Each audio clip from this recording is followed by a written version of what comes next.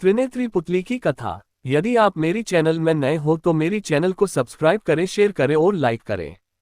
धन्यवाद। एक के बाद एक करके लगभग 24 पुतलियों ने राजा भोज को महाराज विक्रमादित्य की कहानी के जरिए 24 गुणों के बारे में बता दिया था, जिसे जानकर वह बहुत हर्षित हुए।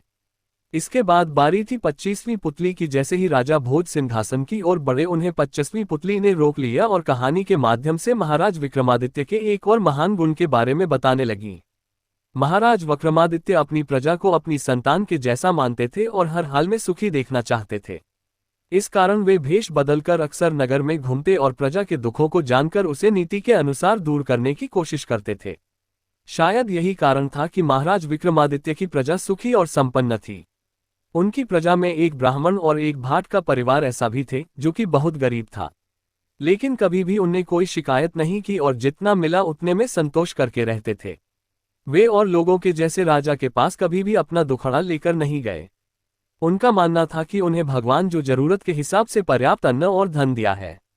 धीरे धीरे समय बीतता गया और अब ब्राह्मण और भाट दोनों की पुत्री की आयु विवाह योग्य हो गई थी, लेकिन उनके पास इतना धन नहीं था कि वे अपनी पुत्रियों का विवाह करवा सकें, क्योंकि वे दिन भर में जितना भी धन अर्जन करते थे वह केवल उसी दिन के लिए ही पर्याप्त हो पाता था।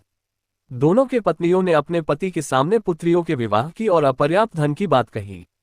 भाट ने कहा कि जब भगवान ने संतान दी है तो इसके भविष्य के बारे में भी वही कुछ करेगा। उधर ब्राह्मण ने कहा कि थोड़ा समय दो, कुछ न कुछ हो जाएगा। लेकिन दोनों की स्थिति पहले के जैसी ही रही।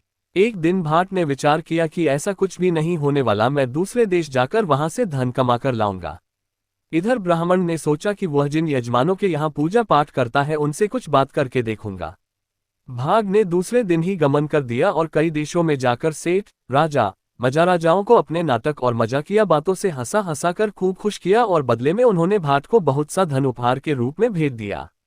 जब पुत्री के विवाह योग्य धन इकट्ठा हो गया तब उसने अपने राज्य की ओर प्रस्थान किया, लेकिन पता नहीं कैसे मार्ग में 4 लुटेरों को उसके धन की भनक लग गई और उसे लूट लिया। वह निराश खाली हाथ घर आ गया और अपनी पत्नी से कहा कि मैंने पूरा प्रयास किया, लेकिन शायद भगवान को यही मंजूर था। अब वही पुत्री के विवाह की व्यवस्था करेगा। तब दुख और गुस्से के आवेश में पत्नी के कहा कि तुम तो ऐसे बोल रहे हो कि जैसे भगवान राजा विक्रमादित्य को सपने में कहेगा हमारी मदद करने के लिए। भाट ने कहा क्या मालूम ऐसा ही हो।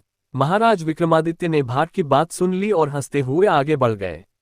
वहीं दूसरी ओर ब्राह्मण ने भी अपने यजमानों से घुमाफिरा कर धन की बात की, लेकिन किसी ने भी उसकी बात पर गौर नहीं किया और वह भी खाली हाथ अपने घर आ गया और अपनी पत्नी को सारा बात बता दी।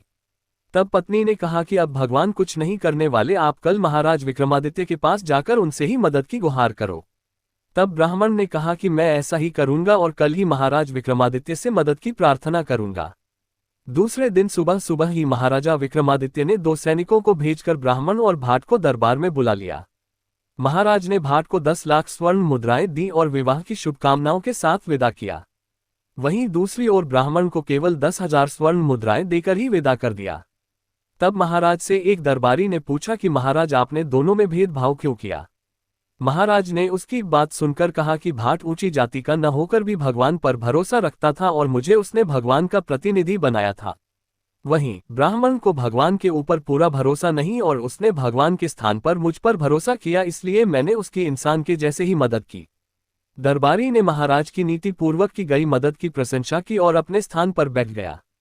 इतना कहकर 25वीं पुतली ने राजा भोज से कहा कि कहो राजन, क्या आपके अंदर भी महाराज विक्रमादित्य के जैसे ही नीति से दूसरों की मदद करने वाला गुण मौजूद है। ये सुनकर राजा भोज ने अपना सिर नीचे कर लिया और 25वीं पुतली भी अन्य पुतलियों के जैसे वहां से उड़ गई। कहानी से सीख, हमें न सिर्फ न्याय बल्कि दूसरों की मदद भी नीति से करना चाहिए, जिससे वह हमारे द्वारा दी गई मदद का गलत फायदा न उठा ले। पूरी कहानी सुनने के लिए धन्यवाद।